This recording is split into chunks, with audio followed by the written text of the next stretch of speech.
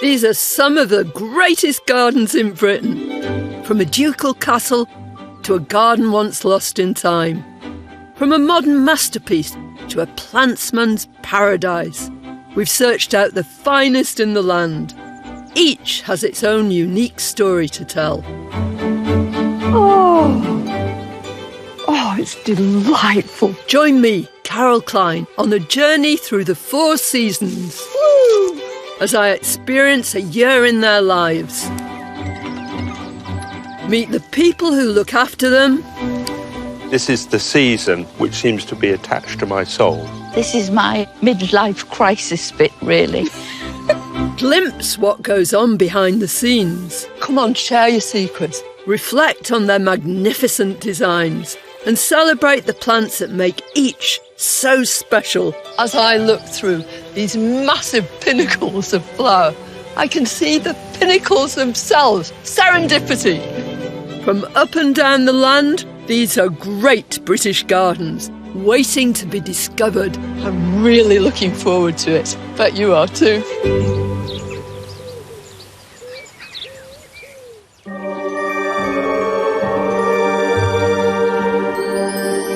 The historic gardens of Aberglasney sit proudly in the magnificent countryside of the Towy Valley in Carmarthenshire.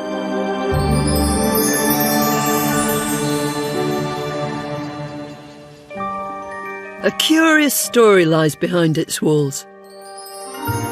A story of ruin and revival in one of Wales' most picturesque landscapes.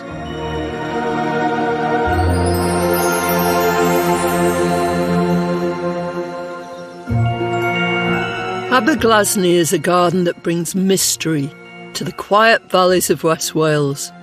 A wonderful but enigmatic treasure, where plants thrive in unique combinations. In some of the wettest conditions Britain has to offer. This has to be one of the most atmospheric gardens you can imagine, and one of the most beautiful. What's more, it has lots of secrets. During my visits this year, I'm going to delve into the intriguing past that makes Aberglasney one of Britain's most important historic gardens.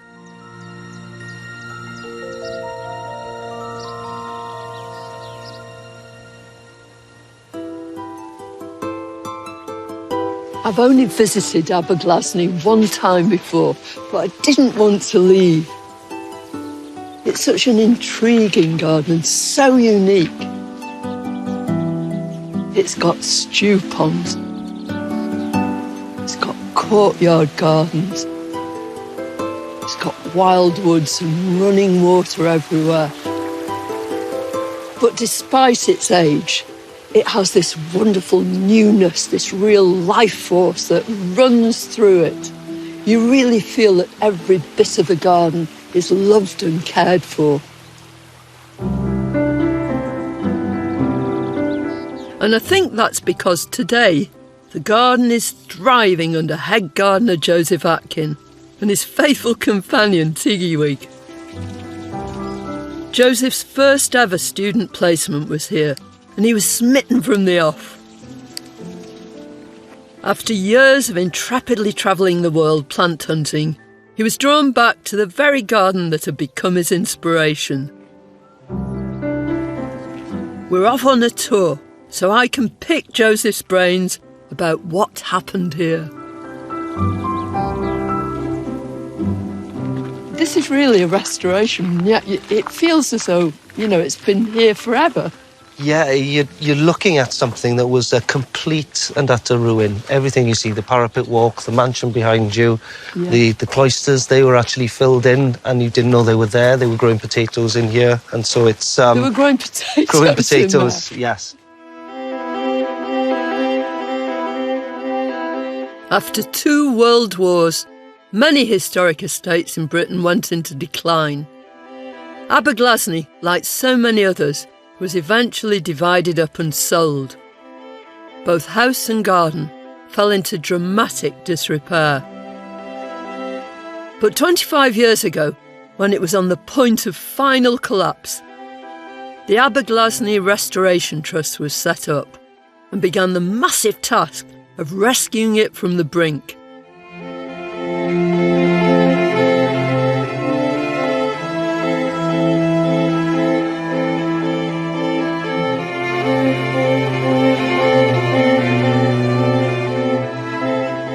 What they were to discover in the process was amazing.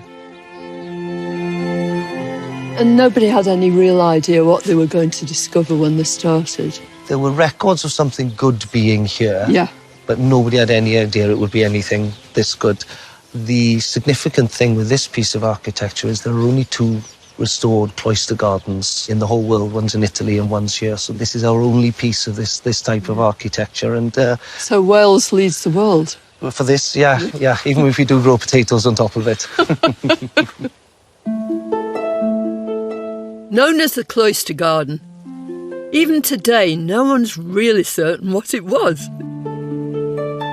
Was it part of a 16th century ornamental garden?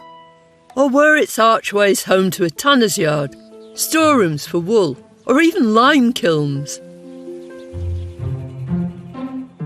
What we do know is that the Cloister Garden was created on the orders of Bishop Rudd, a friend of Queen Elizabeth I.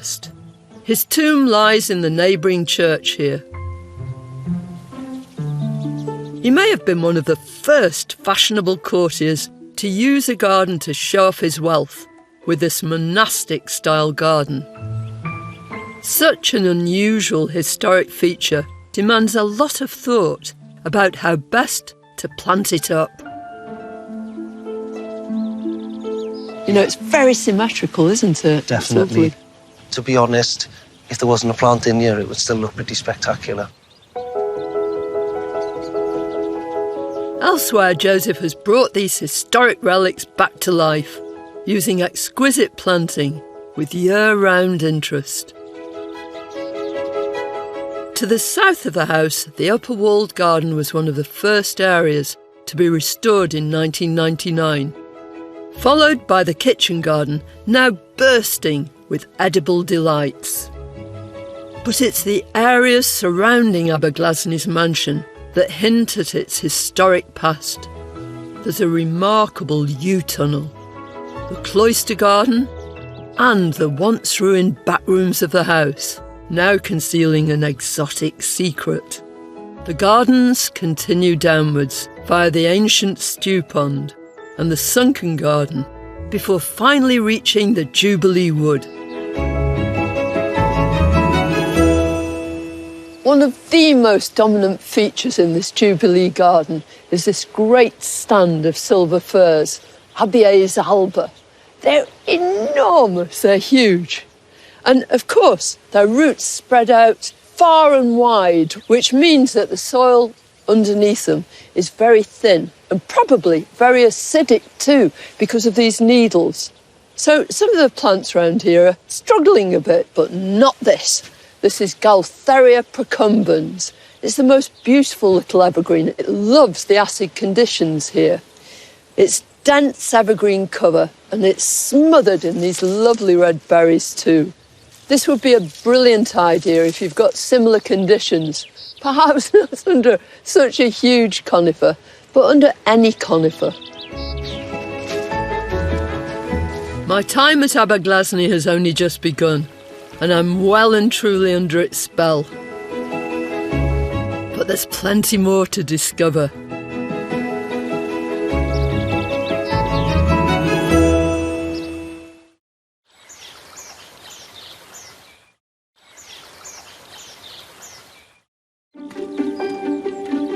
I'm enjoying the crisp autumn beauty of Aberglasney Gardens in Carmarthenshire. The colder, shorter days of October do nothing to diminish the splendour of this magical garden. What glorious leaves! This is Parthenocissus tricuspidata, otherwise known as the Boston ivy, and it's one of the best covering climbers and also one of the very brightest in the autumn. I think it's just gorgeous, and it just makes you want to go, woo!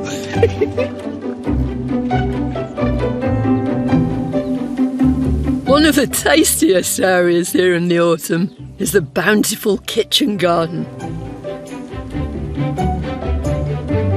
Once an overgrown ruin, it's been transformed into a glorious feast for the eyes and the palate.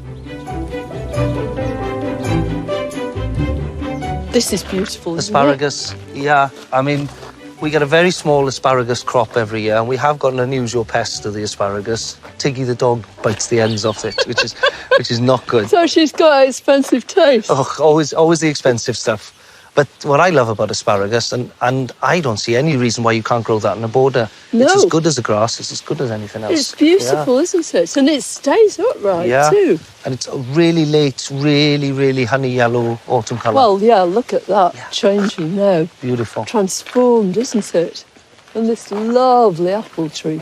This is the centrepiece of the whole garden, isn't it? You didn't plant that. No, it's about 150 years old. This variety of apple is called Gabalva. It's a very rare variety. It's got these amazing apples that don't bruise. They last forever. It has a huge crop every year. But it tastes absolutely terrible. And I always, It's inedible. Oh, we couldn't get the pigs to eat it. Oh. Sorry, apple. But I think it's just a lovely old tree, and you keep it no matter what. And It's picturesque, isn't it? An absolute glory of this garden is its Malus arbor, a crabapple avenue that was the first new feature to be installed during its restoration. It's tremendous that 25 years later, it has become one of its greatest attractions. this is a real labour of love for us. This is Malus sargentii. It's ornamental crabapple. A tiny, tiny little crabapple, though, isn't it? Yeah, you could, if you really wanted, make jam and jelly out of it, but it'd be a disaster. You'd have to pick quite a lot. You'd need a serious amount. It's big as well. You don't see many arbours this sort of size, you know. It goes on and on and on and on. This tunnel will look even better in spring, when it'll be buzzing with life, with our favourite little gardeners, the bees, busy at work on its delicate blossom.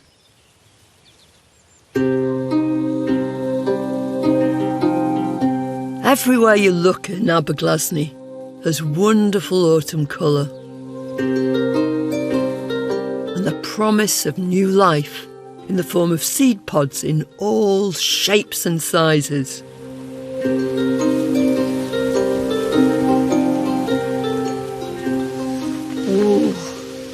The autumn wind's blowing and the autumn colours getting more and more vivid. But nothing is brighter than this beautiful Sorbus.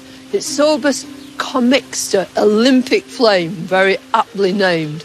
And it's a kind of mountain ash, but it's been specially selected for this brilliant colour. I just love this tree. And it'd be great in a small garden too, because it's never going to grow too tall. But it'll always give you that vivid splash of orange just when you need it. I'm coming to the end of my autumn visit. And whilst I've learnt a lot, there are still plenty of secrets to uncover in the depths of winter.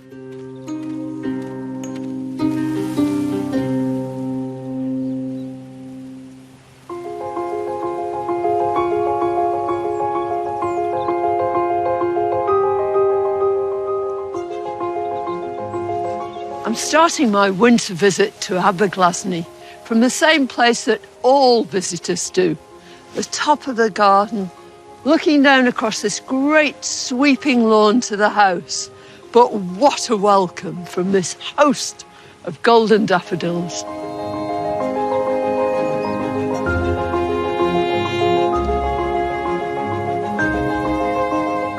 The daffodil is the national flower of Wales.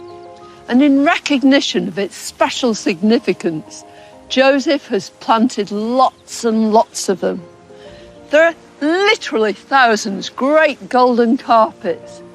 But to ensure that all the visitors get a chance to see some, he's planted them in succession. Daffodils have a really long flowering period. The first ones start in November and then they go right the way through to June. But it's at this time of year that you really appreciate them. And so you start off over there with Rheinfeld's Early Sensation. And as that fades, these tete-a-tete take over. Tete-a-tete is a super little daffodil. Initially, when you plant it, it has at least 2 flowers to the stem. But when it's naturalised like this over the years, they just come up with 1 single flower. But it's prolific and it's reliable. It's gorgeous.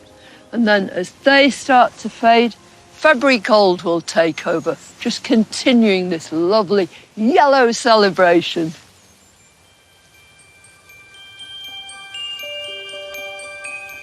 Winter throws a spotlight on Aberglasney's weird and wonderful architecture, such as this curious tower thought to have been part of an old gatehouse, and the enigmatic and totally bonkers yew tunnel, which may have been planted 800 years ago.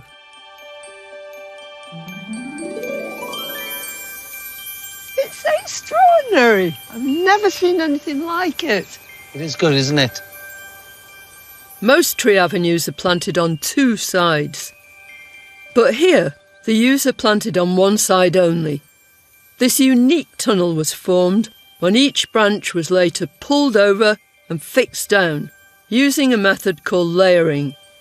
Where the branches touched the ground on the other side, they rooted. One of Aberglasney's forefathers must have had creative flair, just like Joseph's. It was in a terrible state when we first started the restoration. And to give you an idea, the branches were going in through the first floor windows of the house. And we've had to just very gingerly and carefully cut it back so that it got back to its original shape. It has kept me awake at nights a few times, and nothing's going wrong with it on my watch, I'll tell you that. Definitely not, mustn't. It could go on for hundreds more years, couldn't it? Something like this could have another 2,000 years in it, you know, which is a wonderful thought. There aren't many plant species that could be used to create a living tunnel. Yew is one of only 3 conifers native to Britain and has a mixed reputation because it's deadly to livestock and is therefore usually found in gardens and churchyards. It's a great plant for topiary, but you'd be lucky to find it planted like this anywhere else. It gives a whole new meaning to the word gnarled, doesn't it? Yeah, it certainly does. I think I'll look like this one day, I think. Yeah, I do already. Oh, not at all, not at all.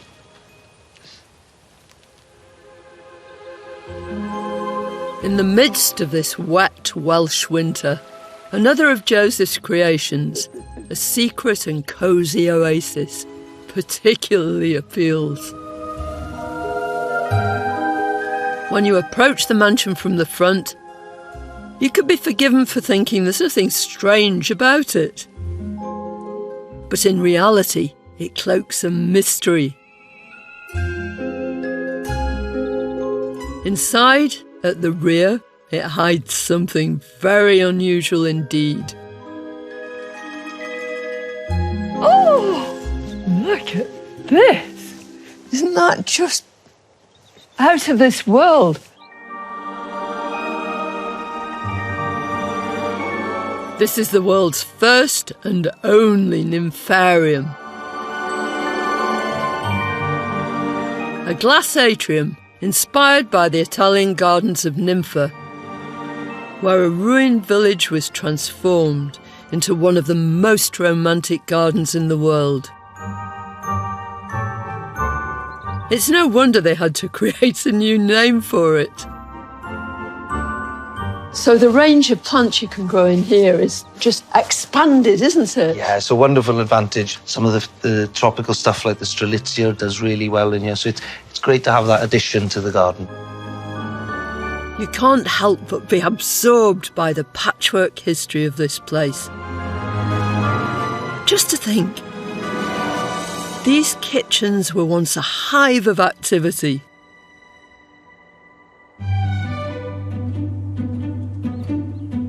Joseph's kept that memory alive with breathtaking subtropical delights adorning the ruined architecture.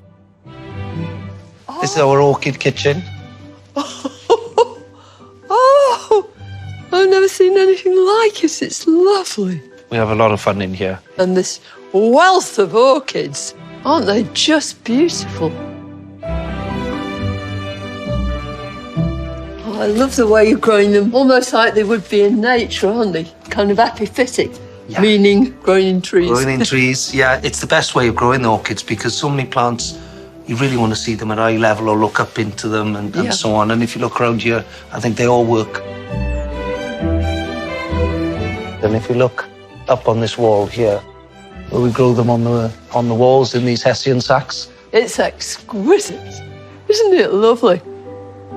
This is a recent invention of ours. The hessians, the old sacking that's come on plants that we've had ordered. Yeah. Inside that, you've got the netting that was the bulb sacks, and we fill that with bark, and then we punch the orchids into the side of it. And Do you know, I love the sacks. I love the whole idea.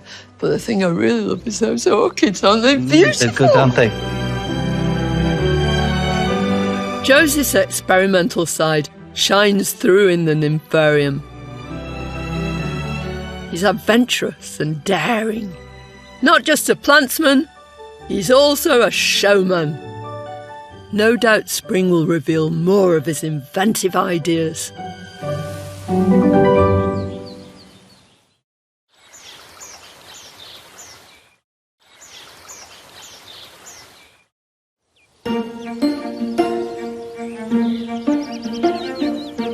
It's been an unexpectedly mild winter at Aberglasney, but with lashings of formidable Welsh rain. It's been a winning combination here, and the gardens are looking fresh and enchanting.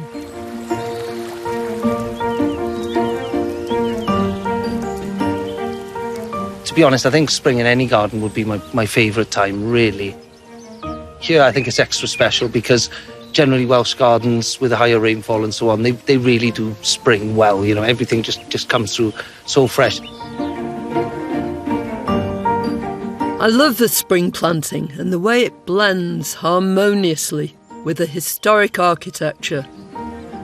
When Aberglasney was a working estate, these great walls were built to protect the produce growing within from theft.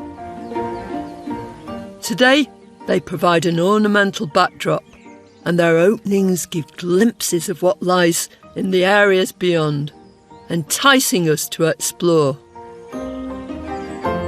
The cumulative effect of all of the work over the years means each year the garden's better than last year.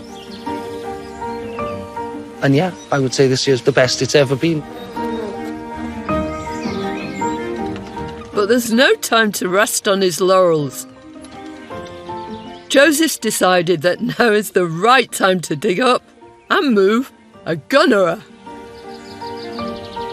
One of the big mistakes people do when they're lifting one of these is they kind of go in sideways with the spade and they sever the roots off. So I go around gently with a fork first to make sure I'm not hitting any roots. Full-grown gunneras are enormous, and so rarely ideal for a smaller garden. If you don't have 12 acres to hand, you could get the same sort of effect with other, more manageable large-leaved perennials, such as Rodgersias and hostas. And I'll be very surprised if I come out of this job without a rather red face. Joseph would normally move a perennial like this in the autumn or winter, when it's not actively growing. Instead, however, he's decided to move this particular plant now, in spring, because the gaps in his borders are more obvious. The gunnera will grow huge. He wants to ensure it has all the space it needs to thrive. So, get two spades, gently ease them over like that, and your whole clump comes up like that. Lift it up as far as you can, and then get something underneath to hold it. And so far, so good. I'm looking fairly elegant. The humble and scruffy tarpaulin, is often found languishing at the back of the garden shed. But for Joseph, it's a very versatile garden tool. So this is a good trick that I learned in Kew. Roll up a tarpaulin, push it underneath, and then lift it up as hard as you can while you got it up there. Pull your plastic sheet from underneath it. Joseph makes it look easy, but it might be worth getting a second pair of hands to help if you're having a go at this. Oh, and you can lift it comfortably and drop it down gently on the sheet. And you've got a lovely big clump with an undisturbed root ball that can go in the ground. And you should be able to have enough energy to carry on doing it. Whilst it may be a bit of a red-faced job, moving the hefty gunner into the right position will be well worth the back-breaking work in the end. With all the love and care Joseph is lavishing on moving it, it's bound to thrive. Fingers crossed, by the end of the season, it should be about this high. By next year, it'll have come right the way over to that tree, so it really is a proper monster. Spring is a time for hard work, but it's also a time for the garden team to enjoy the fruits of their earlier labours. They never do things by halves at Aberglasney. There are about 10,000 of these Camasses planted across the gardens here. A North American bulb, it can flower for as long as 5 weeks and happily multiplies itself, making beautiful clumps, gently spreading through some reaches of the garden. In this setting, the blues are perfectly complemented by the pinky white blossom of the nearby apple trees. Spring bulbs are popping up all over the garden at this time of year, bringing swathes of colour to the beds. We do like the odd tulip in here, we literally plant them by the thousands, just to really get the display going. As I've come to expect, Joseph the showman hasn't settled for the same old sort of spring display we're used to seeing. What we have found then, though, is it was a bit of a tulip epiphany that you can actually make tulips better by planting things with them that really set them off and make them really, really, really look good. This is one you don't see very often. This is Thermopsis rhombifolia, a new discovery to us, and it's brilliant. It flowers just towards the end of the tulips, and it keeps going all the way through the dreaded spring gap, all the way through what I call the tulip hangover, all the way through the June gap as well, right into your summer displays. The spring gap, or the tulip hangover as Joseph calls it, occurs when spring displays are over, but summer flower buds are yet to break. It's the bane of all gardeners at the end of spring.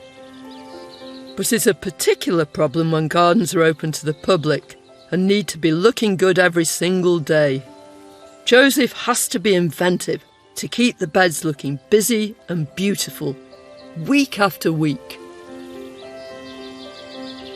So it really sets it off. And you see all this dark tulip? This is a tulip queen of the night that's just on its way over. And you see how the two work together? Personally, I think one of the things you've got to do in public gardens is try and push the boundaries, do things that are impractical so that you can have these one-off wonderful displays that really make it exciting. The crabapple arbour is one of these labour-intensive treasures.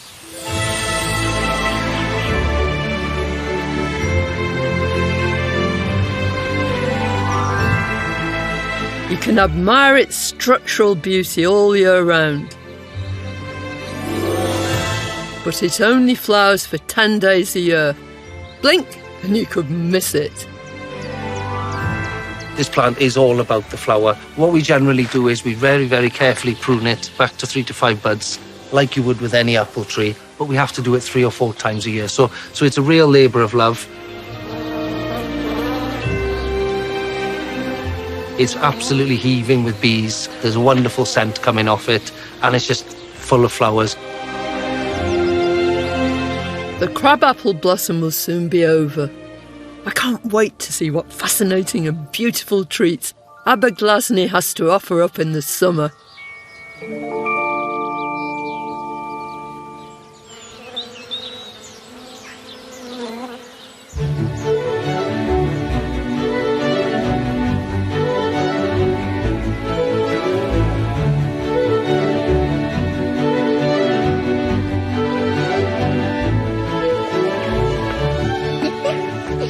I'm just so excited to be back here at Aberglasney.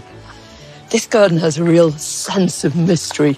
Not surprising, since so much of it lay buried for so many years.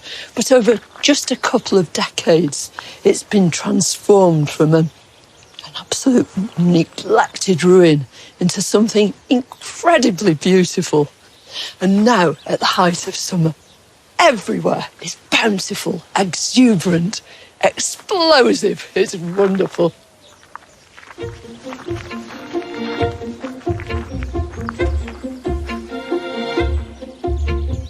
The sunken garden is a quiet retreat, tucked away in a courtyard. It's a new area created since the restoration, where the vibrant colour scheme nearly knocks you over.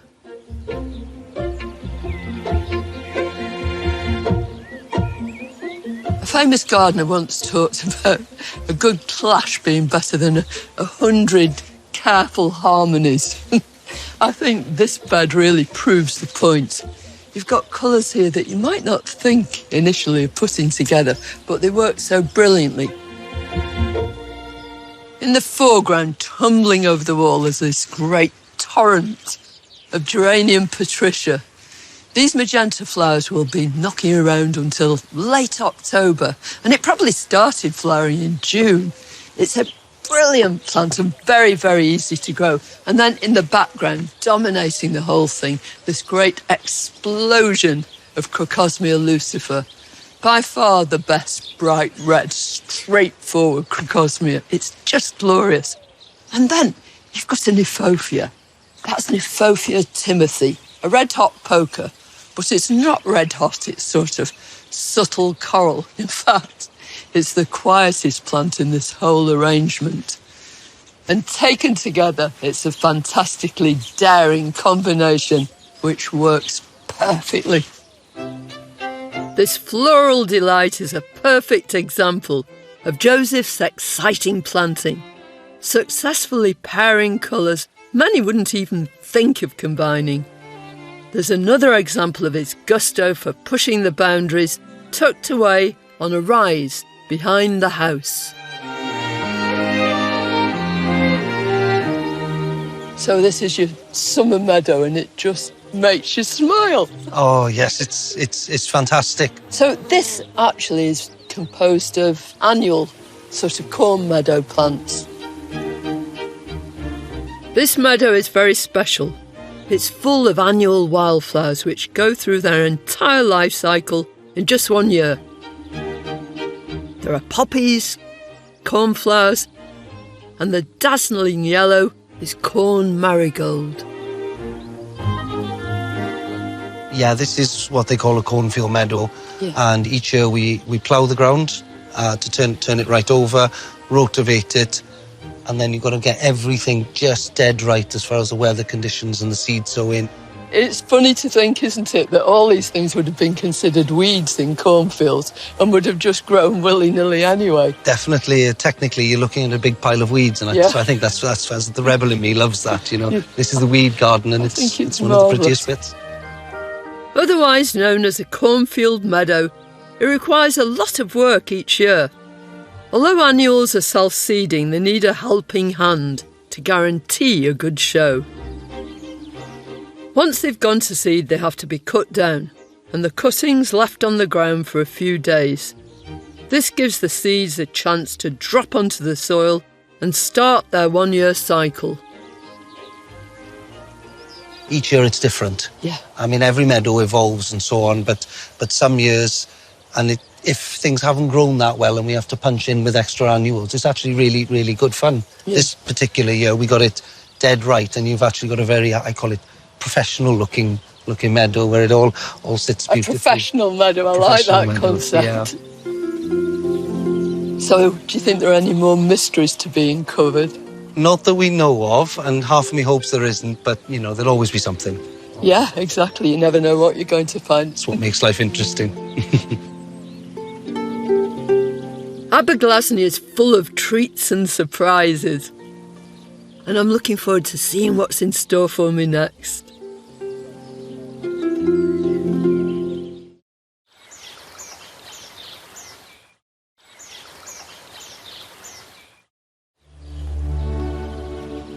I'm continuing my summer visit to Aberglasney Gardens in Carmarthenshire.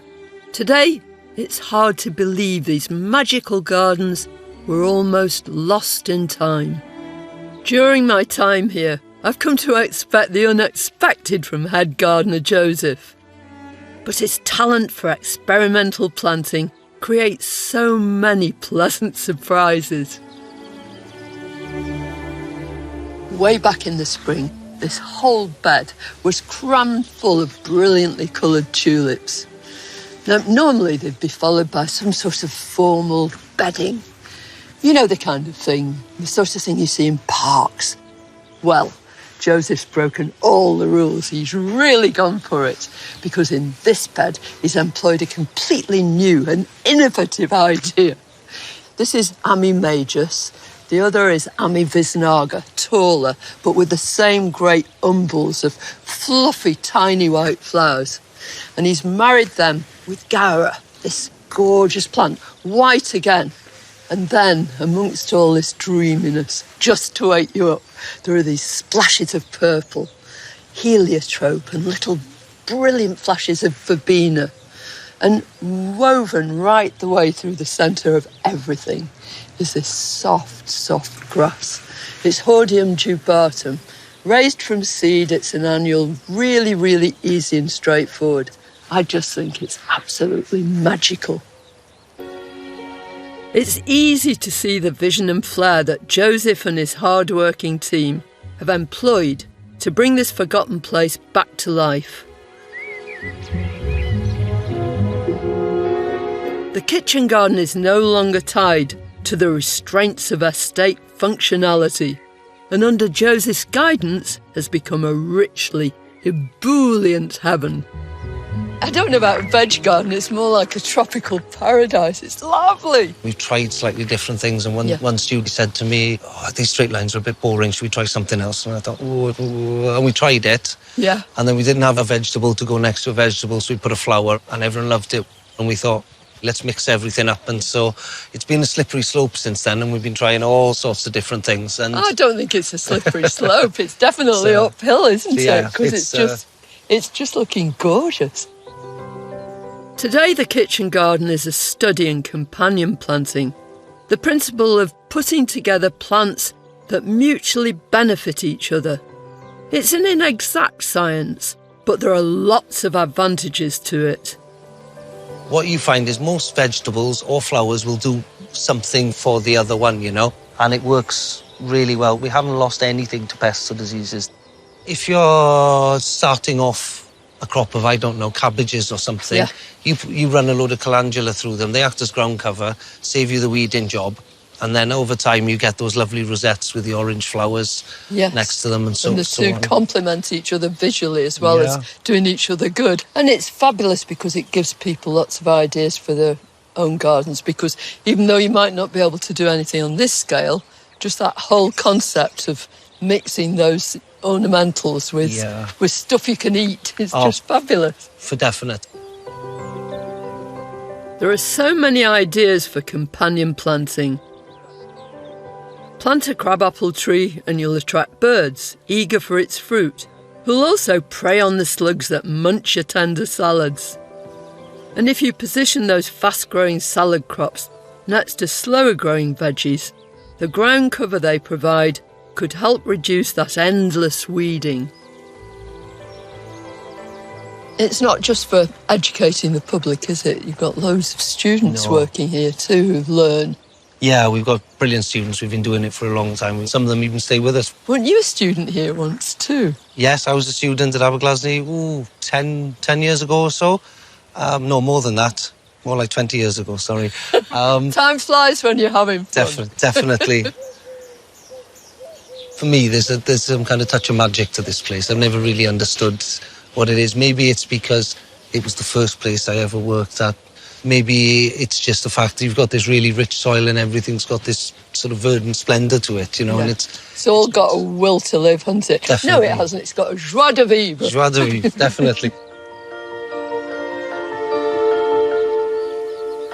Before I leave, I'm making a final visit to the cloister garden, where my time here began.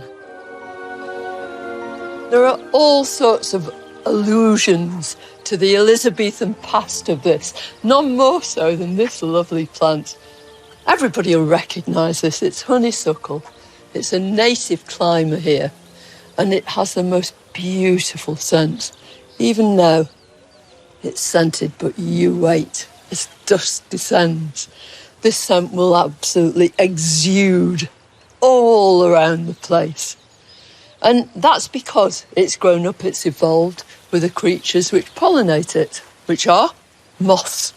And moths are on the wing when the light lowers. And it's a perfect sort of placing here. You can just imagine I'm striding up here, very daintily, of course, in my hooped skirt and my bodice with my ruff around my neck, enjoying this perfume. This must have been so prestigious for Bishop Rudd to invite his guests here, for them to enjoy the perfume from the honeysuckle and ascend the stairs to the parapet.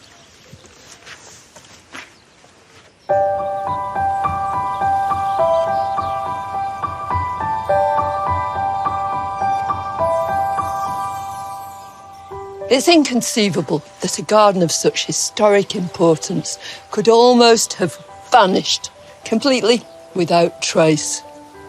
But this is no restoration in the usual sense. It's no preserved relic. Far from it.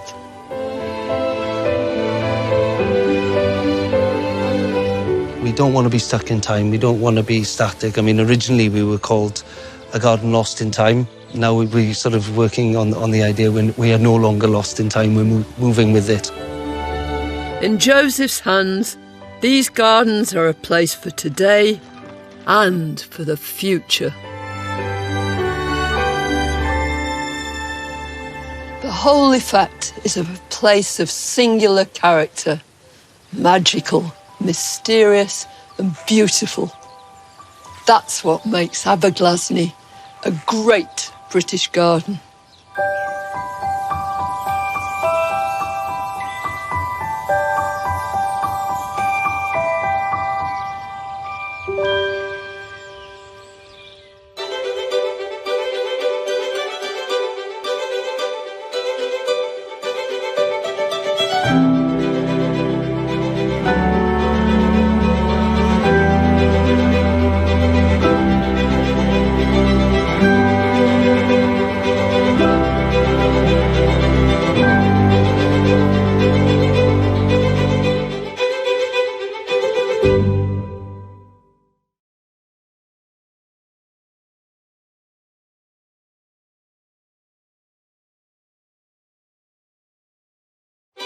These are some of the greatest gardens in Britain. From a ducal castle to a garden once lost in time. From a modern masterpiece to a plantsman's paradise. We've searched out the finest in the land. Each has its own unique story to tell. Oh, it's delightful. Join me, Carol Klein, on a journey through the 4 seasons. Woo! As I experience a year in their lives. Meet the people who look after them. This is the season which seems to be attached to my soul. This is my midlife crisis bit, really. Glimpse what goes on behind the scenes. Come on, share your secrets. Reflect on their magnificent designs and celebrate the plants that make each so special. As I look through these massive pinnacles of flower, I can see the pinnacles themselves. Serendipity. From up and down the land, these are great British gardens, waiting to be discovered. I'm really looking forward to it. Bet you are too.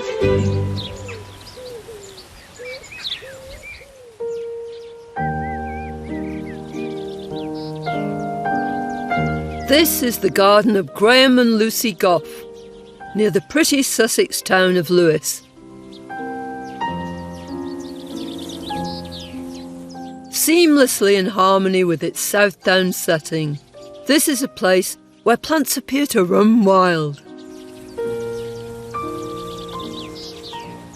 Today, it's a triumph with a planting style that combines elegantly swaying grasses threaded through with subtle perennials. Only 20 years ago, this garden was a windswept 2-acre field. But now, in the hands of one of Britain's foremost nurserymen, it's been transformed into a beautifully composed garden that simply flows with lyrical musicality. This is a garden that combines great artistry with a hugely deep knowledge of plants and does it in the most poetic way. Nothing here looks out of place at all. Everything melds together in one beautiful, cohesive whole. It's just glorious.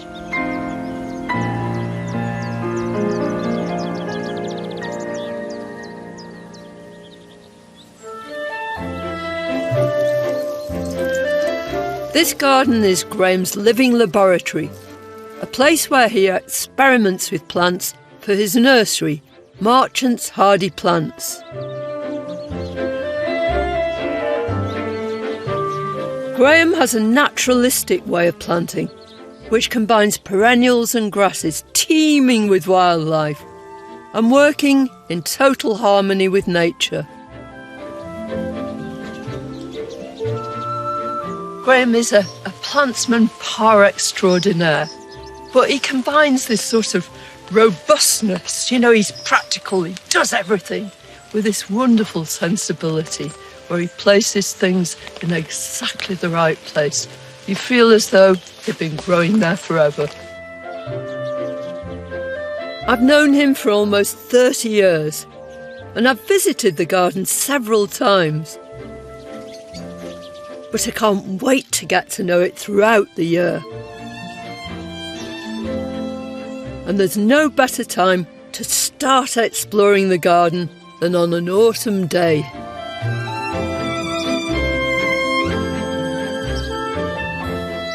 At this time of year, the garden delights with its rich tapestry of reds, golds and muted browns. Grasses sway in the autumnal breeze, raindrop-covered seed heads glitter, and seasonal fruits abound. I'm meeting my old friend at the highest point of the garden, a raised hillock called the Viewing Mound, the perfect place to survey this scintillating scene. I have to say that I've never seen a garden with so much movement and so much interconnection between things, you know? When you plant in an intuitive way, when you plant with the plants that you love, hopefully something comes out of it. And that's what I've tried to do. Graham and Lucy bought the plot in 1998 when it was just 2 fields with heavy clay soil. Graham sculpted the earth, hedges and paths to flow harmoniously with the South Downs landscape, all inspired by his own musical background. You sing professionally. Yes, I did sing professionally, but for only a very short period. How does music affect the garden at all? In the garden, I think there is this idea of counterpoint. Counterpoint exists in music. It's where 2 lines of music weave together and form the harmony. Yeah. Well, why can't it be the same in a garden too? And I often feel as though the paths, they could be the staves in the music which hold it together. But then the real counterpoint and harmony happens in the borders. And there are different shifts. You could have a bit of Stravinsky out there. You could have a bit of Bach if you want. Maybe even a bit of Pachelbel. I bet you've never heard of him, have you? I haven't. I thought you were going to say punk for a minute. A few of those grasses might just do that. Why not? Why not? Feels like a happy garden, you know, it's content, and yet there's this lovely dynamism about it too, you know, it's very exciting. Yeah, at this time of the year when all the plants have reached their full growth, you can immerse yourself in this space and not be aware of what's beyond. You don't think of the boundaries, do you? You know, you're in it. Yeah. In it rather than looking at it. Yes. Yeah. Come on, I want to get in. Yeah, come on. Bit slippery today. It is. It's jolly wet, isn't it? Yeah.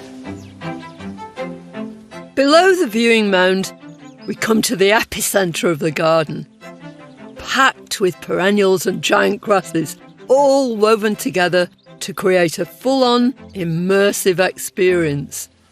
I love this because you're just wending your way through. It's crazy. We offer a machete hire for getting through here, actually. How about that for exuberance? Yeah, quite fantastic. They must be, 10 feet high? Kiss me over the garden gate? Yeah? Yeah. That's it. Certainly. Persicaria orientalis is a giant annual that you can grow from seed and a perfect choice for height in a border. And then the fineness of this, what is it, a pennisetum? That's one of the pennisetums. That's the one called Fairy Tale. Where are they from? Middle East and Right. Central Asia, mainly. And I have seen them in China, too, when I saw a Did you? black one. Yeah. Did you go to China? I know. When you're a plantsman, you know, it's great to travel. I get the feeling with this garden that there's a lot of experiment that goes on here. You have to. What choice have you got, really? Yeah. It's all about experimenting. And if something doesn't work, well, it's no great loss, is it? Graham also has quite unconventional views about the aesthetics of a garden. Now, this idea of going round with your special scissors in the autumn and cutting all your browns down in the garden so that you can look at bare earth, that really doesn't suit me at all. I love this chaos, Yes. really. It appeals to me. I feel myself that we're all linked to a season. And for me, I love the melancholy of autumn. There's nothing sad about that. That sounds like a contradiction, really, doesn't it? But for me, this is the season which seems to be attached to my soul, I would say. It may have a melancholy autumnal soul, but that doesn't mean the garden isn't exceptionally beautiful. And there's still so much to see.